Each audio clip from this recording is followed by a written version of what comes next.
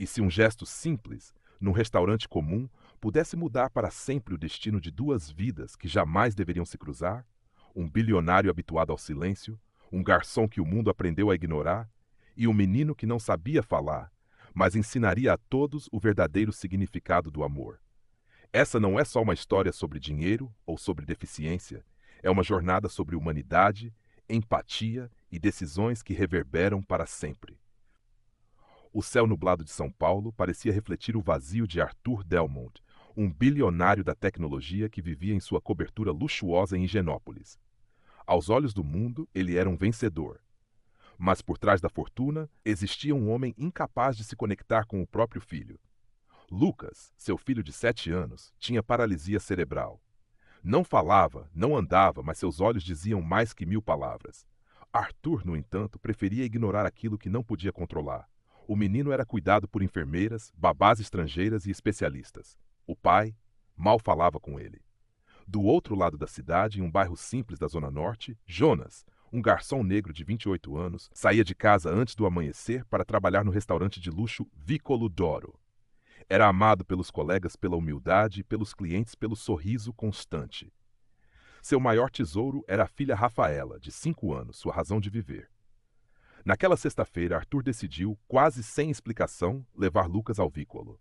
Talvez para se convencer de que estava fazendo sua parte como pai. Entraram com pompa.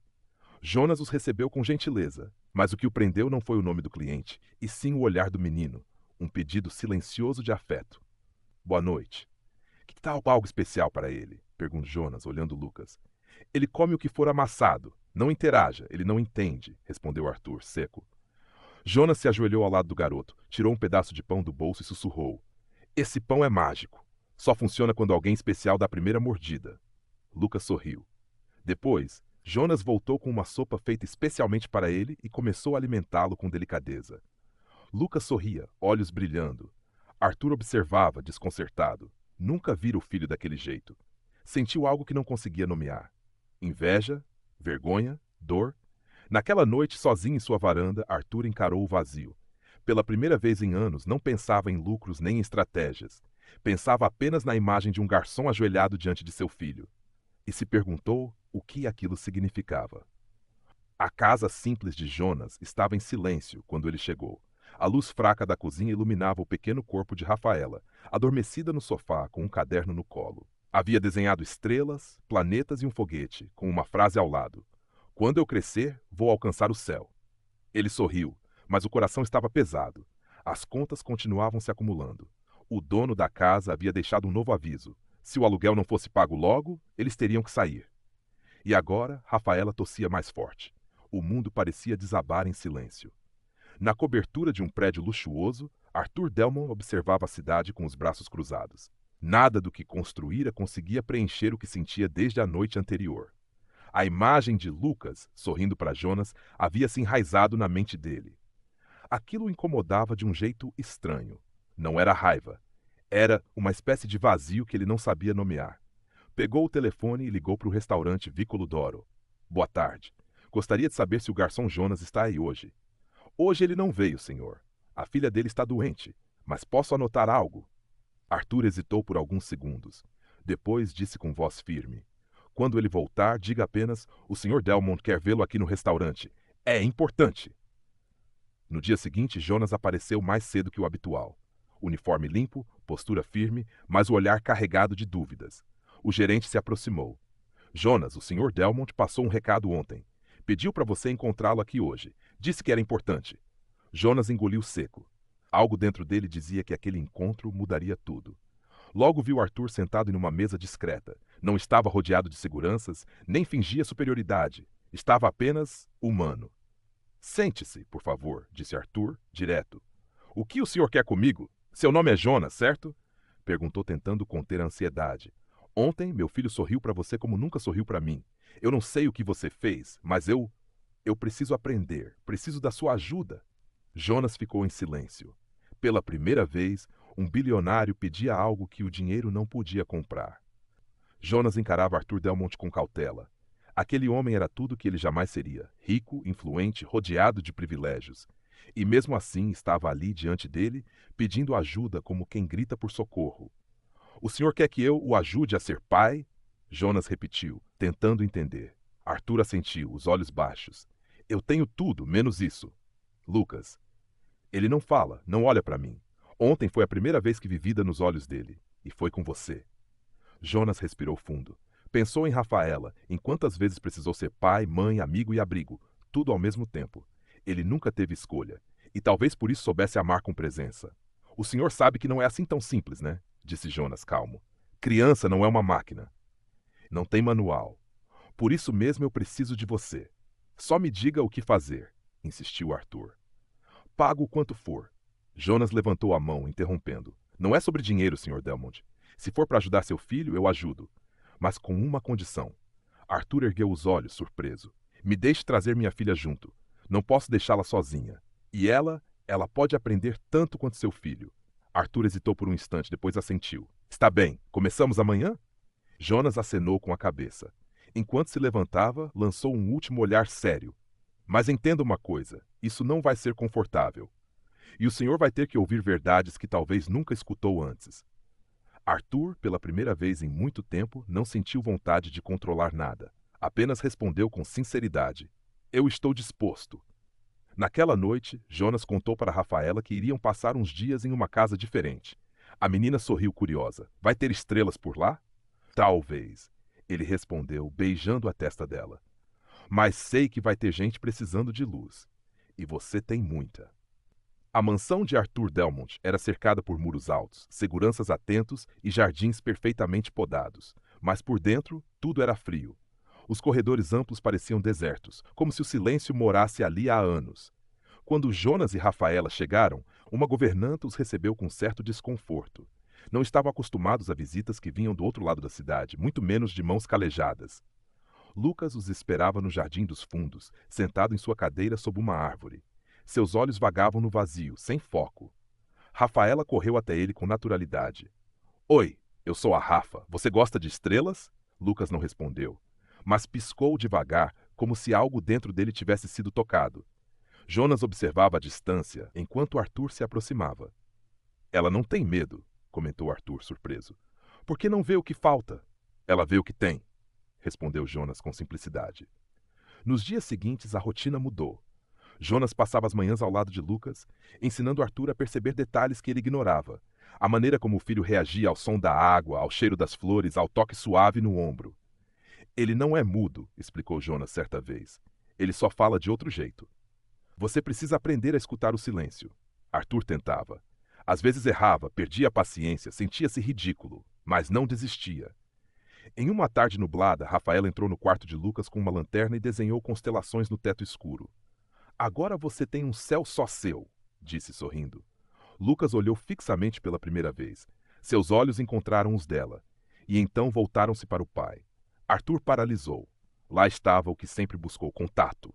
Não era um milagre, era amor em estado bruto, e havia vindo de onde ele menos esperava. Naquela noite, Arthur chamou Jonas para conversar no escritório.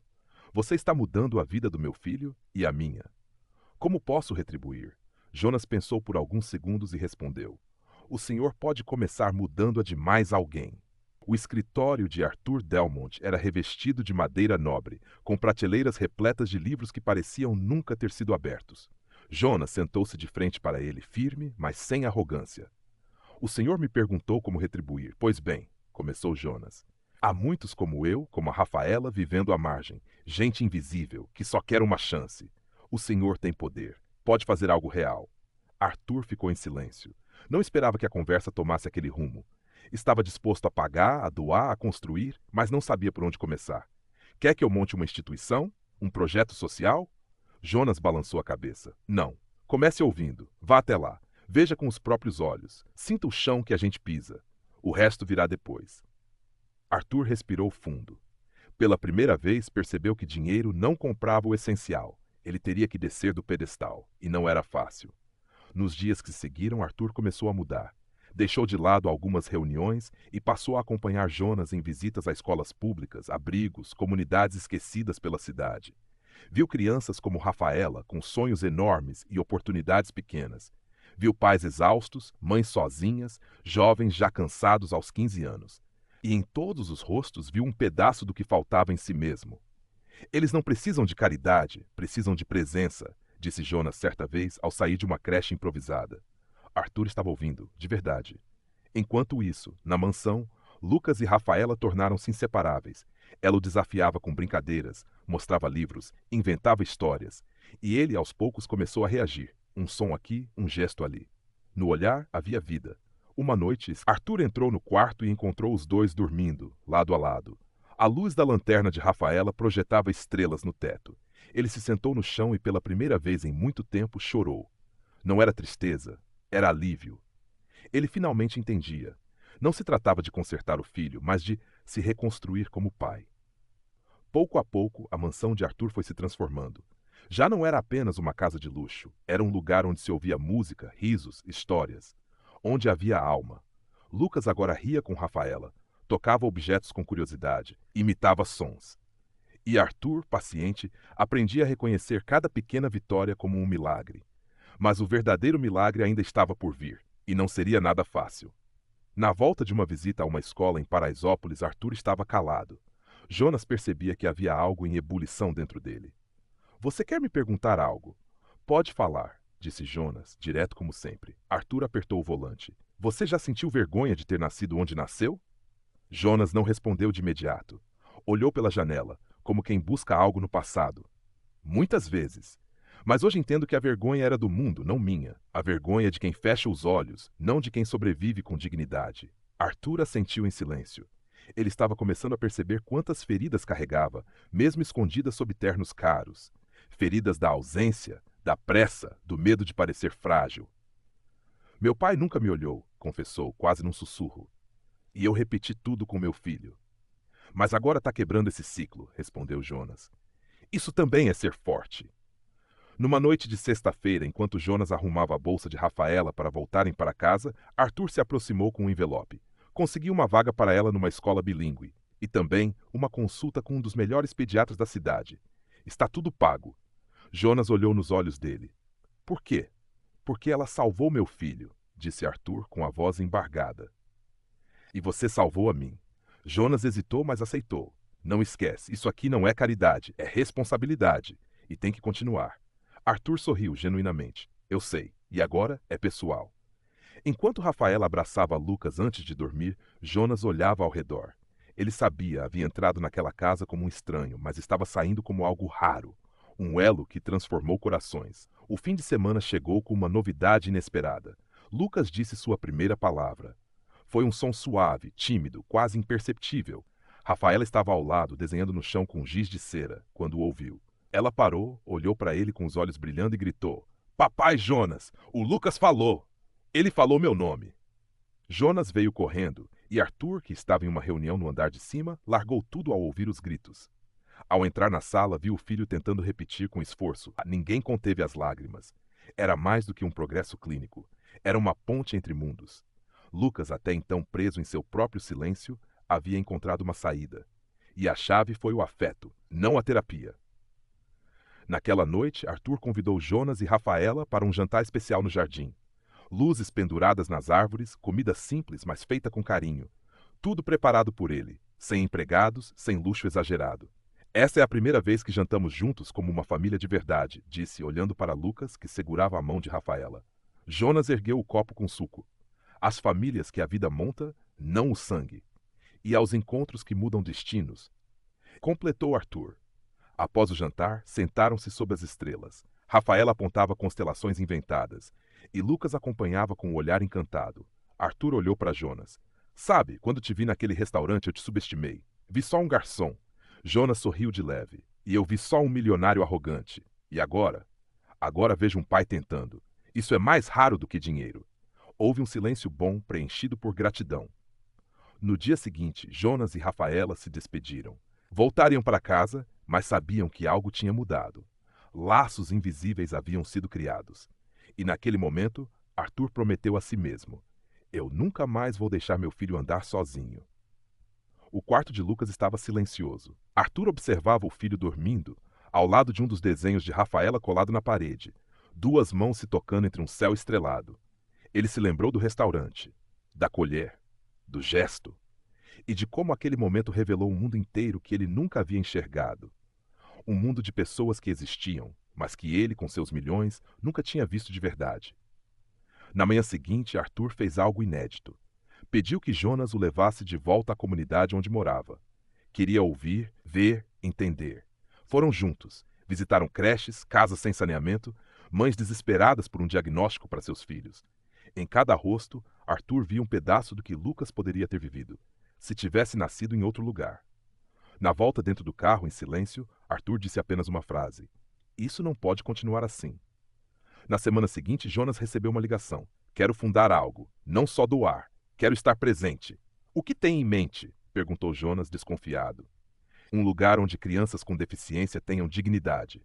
Onde pais pobres possam receber apoio, escuta, diagnóstico e esperança.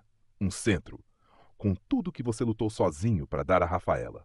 Ela me mostrou o que é cuidar, e agora eu quero fazer o mesmo por muitos." Jonas se calou, engolindo em seco, e pela primeira vez não recusou. Meses depois, nascia o Instituto Rafaela, nome escolhido por Arthur como homenagem à menina que, com suas mãos pequenas e coração imenso, deu voz ao seu filho mudo e humanidade ao seu silêncio de pai. O instituto foi construído entre as comunidades, não acima delas. Médicos, psicólogos, professores e voluntários se revezavam. Jonas assumiu a direção. Arthur, agora longe dos holofotes, era apenas um homem em busca de propósito. Durante a inauguração, Arthur falou pouco. Apenas se ajoelhou ao lado de Rafaela, entregou-lhe uma chave simbólica e disse: "Você não mudou só meu filho. Mudou o mundo dele. Agora vamos mudar o mundo de outros." Ela sorriu. Lucas ao lado repetiu baixinho, e naquele instante todos entenderam: o amor que nasce do invisível pode se tornar eterno.